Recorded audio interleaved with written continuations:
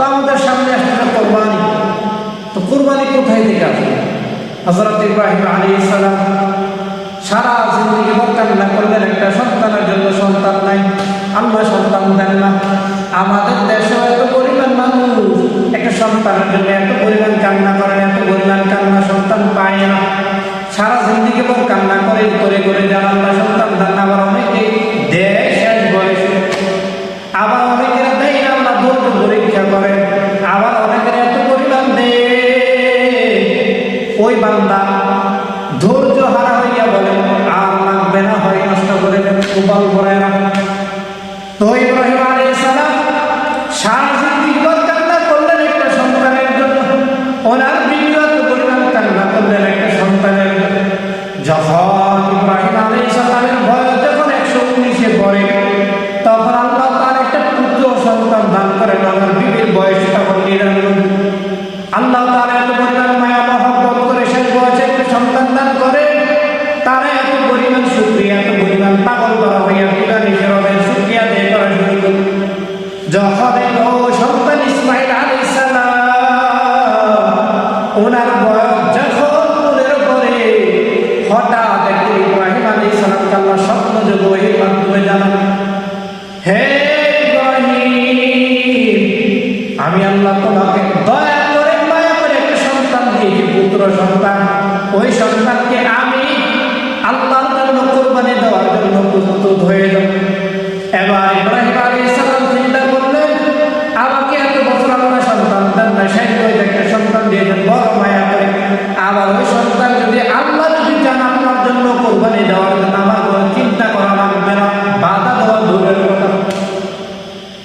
তখন ইব্রাহিম আলাইহিস সালাম ইসমাইল আলাইহিস সালামকে নিয়ে বসে বললেন, হে সন্তান শুনে নাও, আল্লাহ তাআলা ওহীর মাধ্যমে আমাকে জানিয়ে দিলেন তোমাকে আল্লাহর জন্য কোরবানি দেওয়ার জন্য। আর যদি আমার দেশের সন্তান হতো 100 বার বলতো বাবা মনে হয় পাগল হয়ে গেছে, বাবার মাথা ঠিক। অথচ নবীর সন্তান তো বলেই বটে, নবীর সন্তান তো নবীর মতো। ইসমাইল আলাইহিস সালাম জবাবে কি বললেন, কত সুন্দর কথা বললেন, শুনেন। ইসমাইল আলাইহিস সালাম বলেন, হে আমার বাবা, আল্লাহ যদি চাইছে তাহলে আর কোনো কথা হবে না, আমাকে জবাই দেওয়ার জন্য প্রস্তুতি হন।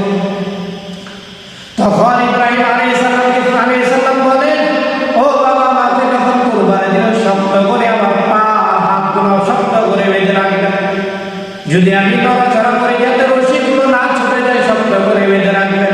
আর একটা কথা শুনে নেই, আমাকে ছুরি দিয়ে জবাই করবেন, ওই ছুরিটা ভালো করে দাঁড়ান রাখবেন।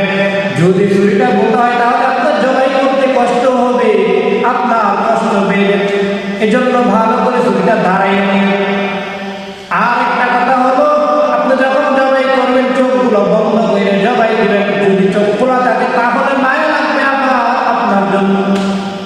এই কথা সবগুলো প্রস্তুত করে নিলেন ইব্রাহিম আলাইহিস সালাম, জবাই দেওয়ার জন্য সব কিছু রেডি।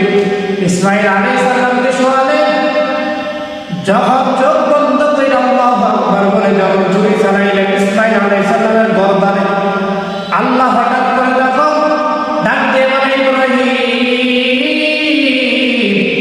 চোখ খুলে দেখো, তোমার ছুরির নিচে তোমার সন্তান ইসমাইল নাই, জান্নাতে দুম্বা দিয়ে দিয়েছে।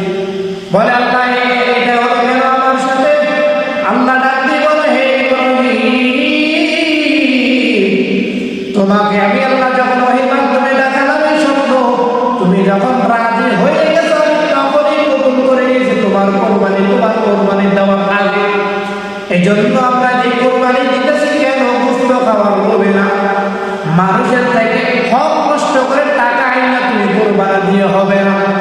তুমি যে সুদের টাকা দিয়ে কোরবানি দিবে তাও কোরবানি হবে না। যদি কোরবানি দিতে যাও তাকওয়ার সাথে, হালাল টাকায় দিয়ে যদি কোরবানি দাও, কোরবানি কবুল। কোরবানি মানে হলো তাকওয়া। কোরবানি আপনি যখন জবাই করবেন সাথে সাথে গরু থেকে যতগুলো ফোঁটা হবে, ফোঁটা পড়ার আগে আল্লাহ আরশে আজিমে আপনার তাকওয়া পৌঁছে যাবে। সুবহানাল্লাহ, এত পরিমাণ বরকত। আল্লাহ তাআলা আমাদের সবাইকে কোরবানি দেওয়ার মতো হালাল পয়সায় হালাল টাকায় দেওয়ার মতো তৌফিক দান করুন।